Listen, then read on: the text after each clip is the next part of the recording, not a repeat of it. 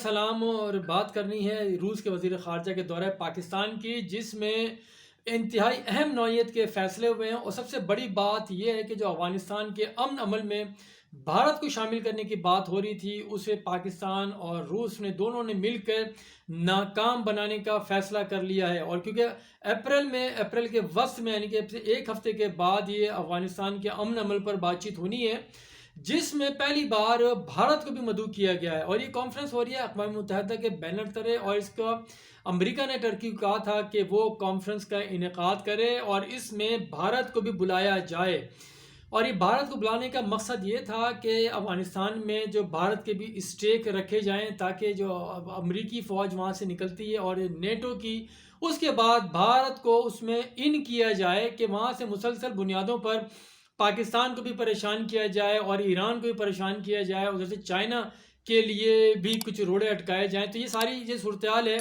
ये जो रूस के वज़ीर ख़ारजा पाकिस्तान आए हैं, इसमें ये 9 साल के बाद ये पहला दौरा है, हाई प्रोफाइल ये विज़िट था पाकिस्तान रूस के वज़ीर ख़ारजा का। और ये दौरा इंतहाई अहमियत का हामिल इसलिए था कि इस दौरे में 3 मुल्कों का दौरा है उनका। पहले मरहले में ये भारत में 1 दिन गुजारा, उसके बाद फिर पाकिस्तान आए, यहाँ 2 दिन गुजारे हैं।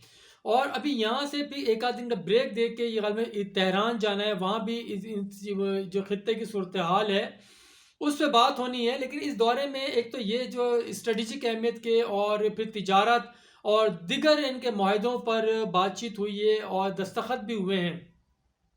इसमें जो अहम बात एक और ये भी आई है सामने कि जो रूस के वज़ीर ख़ारजा ने भारत का दौरा किया था, उन्होंने भारत को, भारतीय हुकूमत को अपने तहफ़्फ़ुज़ात से आगाह किया कि वो भारत रूस के साथ भी स्ट्रेटजिक मामलात में उनके साथ है, दिफाई मुआहदा है, और उसके साथ क्वाड को वो बहुत ज़्यादा फ़ौक़ियत दे रहे हैं।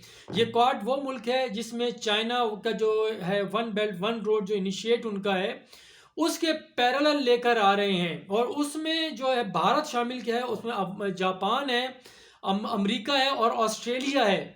इसलिए यहाँ पे भारत को अमल दखल बढ़ाया जा रहा है खित्ते में। तो रूस ने वाज़ेह अल्फाज में उनको कह दिया है, बड़ी सख्त तनकीद की है इसके ऊपर कि भारत ये दोहरी पॉलिसी से बाज आ जाए, अदरवाइज उसके लिए ठीक नहीं होगा। तो यही जो दौरा पाकिस्तान का है, इस दौरे में भी इंतहाई अहम नौइयत के फैसले हुए हैं। और लाजमी सी बात है, भारत में परेशानी की लहर दौड़ जाएगी, क्योंकि अमेरिका की ख्वाहिश ये है कि इस खित्ते में, एशिया के खित्ते में और मशरिक़ वस्ता के अंदर भारत को आगे लाया जाए।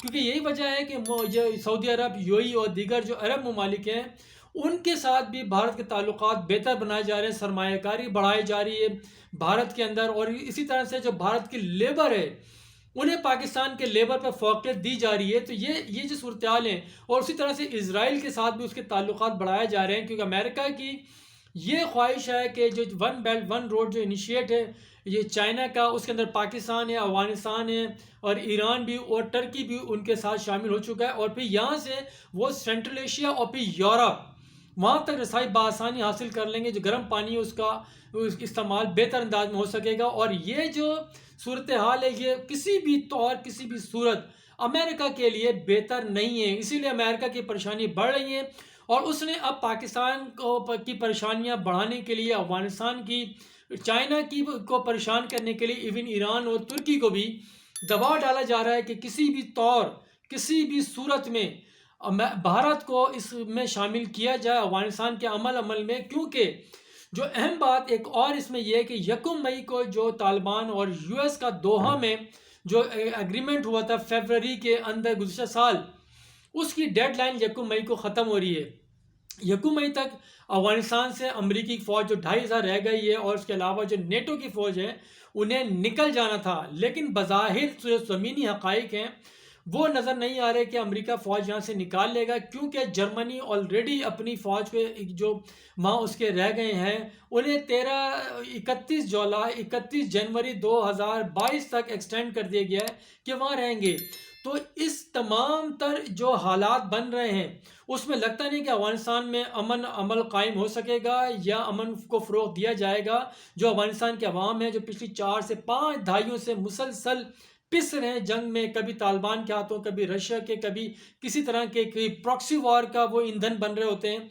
اب ایک امید کی کرن پیدا ہوئی تھی کہ افغانستان سے امریکی اور اتحادی فوج کہ نکل جائیں گے، اس کے بعد وہاں پہ ایک حکومت قائم ہوگی جس میں تمام جو وہاں کے عوامل ہیں، سیاسی جماعتیں ہیں، ان سب کو اس میں حصہ ملے گا۔ لیکن امریکہ نے ان سب کی امیدوں پہ پانی پھیرنے کے لیے بھارت کو وہاں بٹھانا چاہ رہا مستقل بنیادوں پر اس کے، لیکن بھارت کی سمجھ میں یہ نہیں آ رہا کہ رشیا کو وہاں سے نکلنا پڑا، امریکہ وہاں سے نکل رہا ہے، جس طالبان کی حکومت کو امریکہ نے وہاں سے ہٹایا تھا افغانستان سے حملہ کر کے 9/11 کے بعد سے، پھر 20 سال کے بعد انہی سے معاہدہ کر کے وہاں سے نکل رہا ہے۔ اور اب وہی غلطی بھارت اٹھ کرنے جا رہا ہے کہ اپنی فوج کو وہاں داخل کرنے کے لیے یا ان کے جو امن عمل میں اس میں شراکت داری کرنے کے لیے، گو کہ امن عمل جو ہوا ہے پاکستان ہی کی وجہ سے ہوا ہے، پاکستان ہی کی محنت ہے کہ جس کی وجہ سے طالبان آمادہ ہوا دوبارہ مذاکرات کے لیے اور امن عمل میں دستخط کیے۔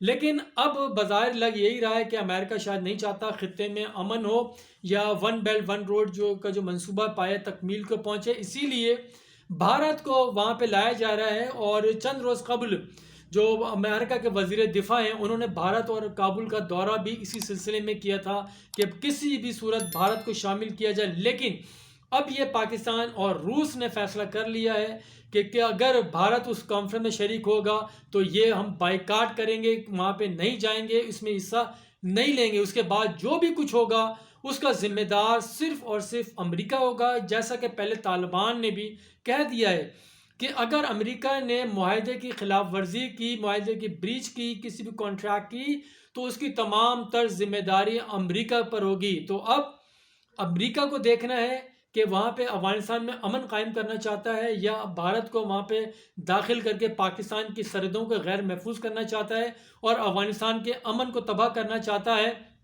تو وہ کر لے۔ اس نے پہلی دیکھ لیا 20 سال وہ وہاں پہ اتنا ٹکا، وہاں پہ قائم، وہاں پہ مستقل بنیادوں پر رہ نہیں سکا، نکلنے کے لیے طالبان سے معاہدہ کیا، وہی غلطی دہرائی جا رہی ہے۔ تو اب اس صورتحال میں افغانستان کے صدر اشرف غنی کو بھی فیصلہ کرنا ہوگا، گو کہ وہ ان کے ساتھ جو معاہدہ ہوا تھا اس کے امریکہ کے وزیر دفاع کا، تو اس میں یہی طے پایا تھا کہ بھارت کو اس میں شامل کیا جائے گا۔ لیکن اب جو افغانستان کے عوام ہیں وہ بھی غالباً اس کا مخالفت کریں کہ بھارت کو امن میں شامل ہونے کی۔ ابھی یہ دیکھنا ہے کہ جو ایک ہفتے کے بعد استنبول میں کانفرنس ہونے جاری ہے، پاکستان اور روس اس کا کس طرح سے بائیکاٹ کرتے ہیں، کیا پاکستان اور روس کے بغیر وہ کانفرنس ہو پائے گی؟ یہ ایک بہت بڑا سوالیہ نشان ہے۔ باقی بھی اس دورے میں جو کچھ ہوا ہے، جو روس کے وزیر خارجہ کے ساتھ مزید جو بات چیت ہوئی ہے، وہ انشاءاللہ اگلے ویلاگ میں آپ سے شیئر کی جائے گی۔ بہت شکریہ، خدا حافظ۔